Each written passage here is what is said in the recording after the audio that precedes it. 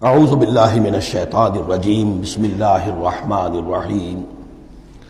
اب اس کے برعکس دیکھیے ترتیب، وَأَمَّا مَنْ بَخِلَ، اعطاء کے مقابلے میں بخل آ گیا، وَاسْتَغْنَىٰ، بے پرواہ ہے، اسے پرواہ ہی نہیں۔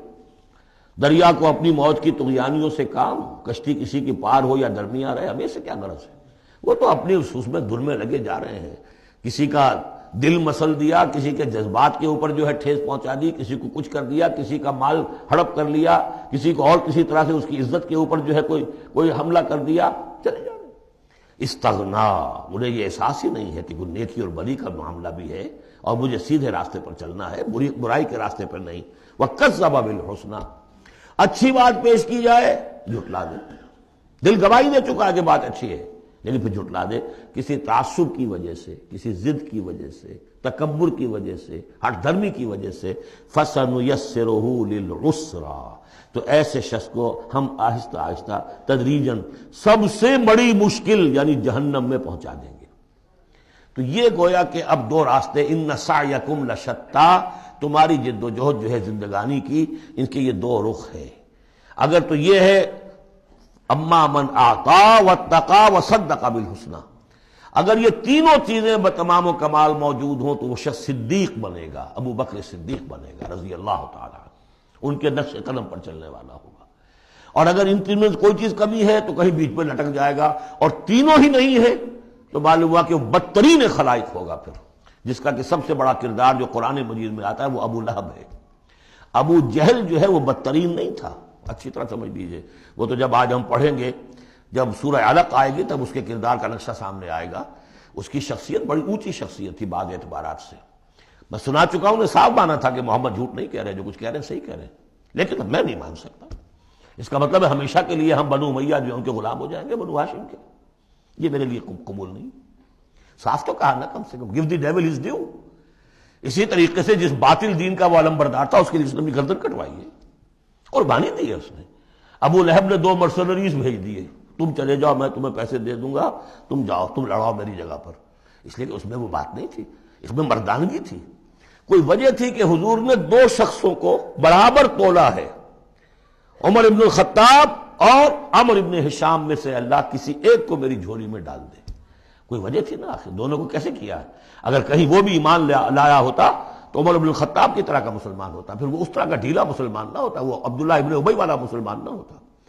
تو یہ شخصیتوں کا معاملہ ہوتا ہے، تو جس میں تینوں اوصاف نہیں ہے وہ گیا بدترین خلائق، جس میں کچھ ہے وہ پھر کچھ دیر لگا کے آ جائے گا، کچھ وقت لگے گا اسے، لیکن یہ 3 اوصاف ہی ہیں تعمیر سیرت کے اس اعتبار سے کہ جو فیصلہ کن ہیں۔ فَأَمَّا مَنْ أَعْطَىٰ وَاتَّقَىٰ وَصَدَّقَ بِالْحُسْنَىٰ فَسَنُيَسِّرُهُ لِلْيُسْرَىٰ وَأَمَّا مَنْ بَخِلَ وَاسْتَغْنَىٰ وَكَذَّبَ بِالْحُسْنَىٰ، بالکل اپوزٹ چیزیں، فَسَنُيَسِّرُهُ لِلْعُسْرَىٰ وَمَا يُغْنِي عَنْهُ مَالُهُ إِذَا تَرَدَّىٰ، اور اس نے جو مال جمع کیا ہوگا اپنے لیے وہ قطعاً کام نہیں آئے گا جب اسے گرایا جائے گا، گڑھے میں جب گرے گا جہنم کے۔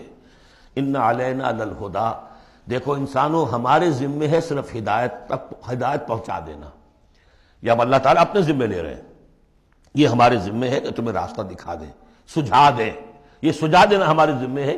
اس کے لیے ہم نے تمہیں جبلی ہدایت بھی دی ہے، اس کے لیے ہم نے تمہارے اندر اخلاقی حس بھی رکھ دی ہے، اس کے لیے ہم نے اپنی روح تم میں پھونکی ہے، اس میں ہماری معرفت اور محبت موجود ہے، اور پھر ان تمام چیزوں کی تکمیل کے لیے ہم نے نبی بھیج دیے، رسول بھیج دیا، کتابیں نازل کر دی، ہم نے اپنا ہدایت کا جو فرض تھا وہ ادا کر دیا۔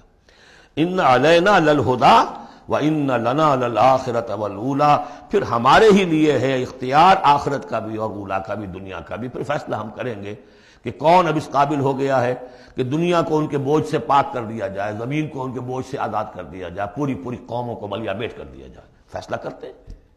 وہ پڑھ چکے پچھلی صورت میں، فَدَمْدَمَ عَلَيْهِمْ رَبُّهُمْ بِذَنبِهِمْ فَسَوَّاهَا، ایسے ہے کہ جیسے کسی باغ میں سے کوڑا کرکٹ جمع کیا جائے اور پھر اسے آگ دکھا دی جائے، اس لیے کہ اس باغ کے لیے بدنما داغ ہے۔ اب تو یہ کہ وہ انسان جو ہے کہ جو پھر اس حد تک ہدایت کے واضح ہو جانے کے بعد کہ نبی آ گیا، کتاب آ گئی اور اس نے ماڈل پیش کر دیا اپنی زندگی کے اندر، پھر بھی نہیں مانا، تو پھر یہ جو بھی فیصلہ ہے وہ ہم کرتے ہیں۔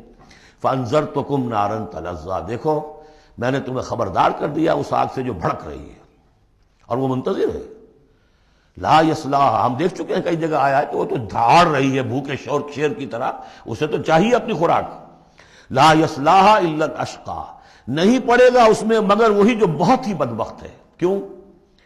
کم بدبخت تو اگر ہوتا معاملہ تو اور ہوتا. یہ محمد کے آنے کے بعد بھی صلی اللہ علیہ وسلم جس کی حقیقت نظر نہیں آئی تو اس سے بڑا بدبخت تو کوئی ہے ہی نہیں. اس لیے کہ اگر کچھ اندھیرا ہو کچھ روشنی ہو آدمی ٹھوکر کھا جائے. چلیے بھائی کچھ اندھیرا بھی تھا، جھٹپٹا تھا، پوری روشنی نہیں تھی. نصف النہار پر سورج چمک رہا ہو اور آپ ٹھوکر کھائیں تو پھر قصور کس کا ہے؟ تو آپ کا ہے. اس اعتبار سے اب بعثت محمدی کے بعد صلی اللہ علیہ وسلم جس شخص نے اپنے آپ کو محروم رکھا وہ اشقا ہے. لا یصلاھا الا الاشقی الذی کذب وتولی، جس نے جھٹلایا ہے اور منہ پھیر لیا ہے.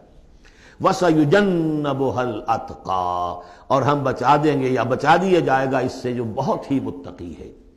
اس آیت کے بارے میں تقریباً کنسنسس ہے کہ یہاں مراد حضرت ابوبکر ہے رضی اللہ تعالی عنہ. اتقا، وہ تینوں صفات بتمام و کمال جس میں تھے وہ ابوبکر تھے. یہی وجہ ہے کہ تصدیق بالحسنی میں ایک لحظہ نہیں لگا. حضور فرماتے ہیں کہ میں نے جس کے سامنے بھی اپنی نبوت کی دعوت رکھی اس نے ضرور کچھ نہ کچھ توقف کیا، سوچا، سوائے ابو بکر کے کہ ایک لحظے کا توقف نہیں کیا. اور ان کی شخصیت میں وہی چیزیں موجود تھیں. غریبوں کے اوپر شفقت تھی، نیکی کی، اور بنیادی طور پر وہ موحد تھے. انہوں نے کبھی بت پرستی اختیار نہیں کی زندگی میں، تو وہ صلاحیت جو ہے تقویٰ بھی تھا، اعطاء بھی تھا، خرچ کرنے کی صلاحیت تھی.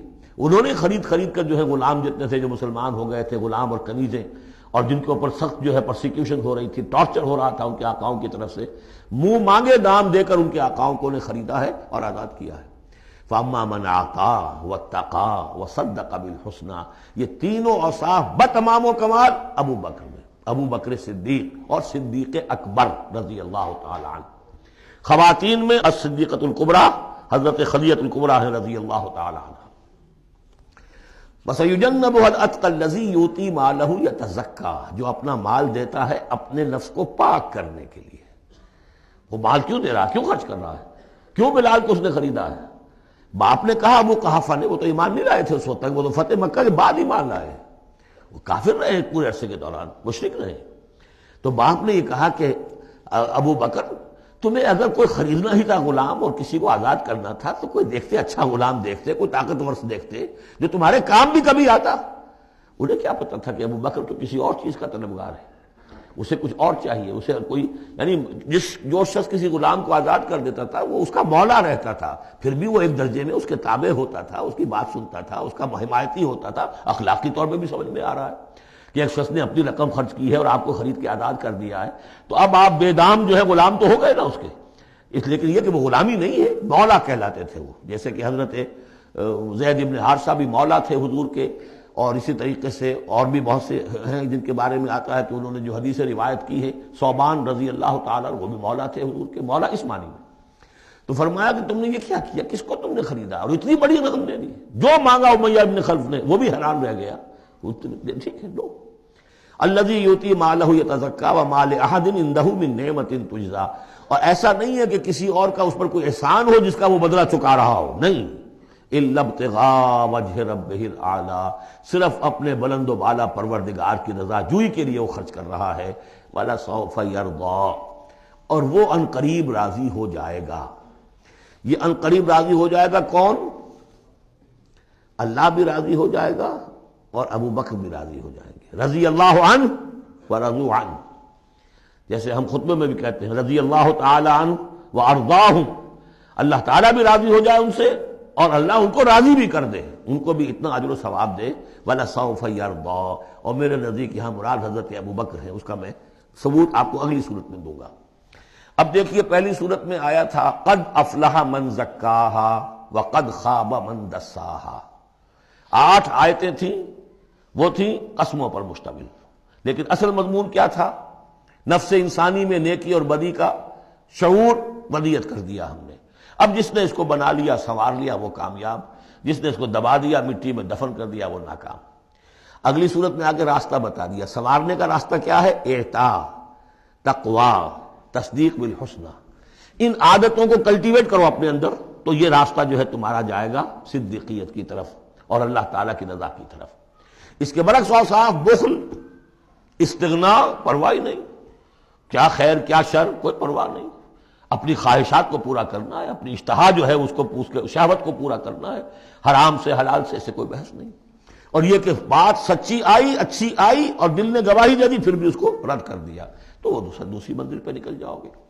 اب یہ جو پہلی منزل تھی اس کا نقطہ عروج کون ہے؟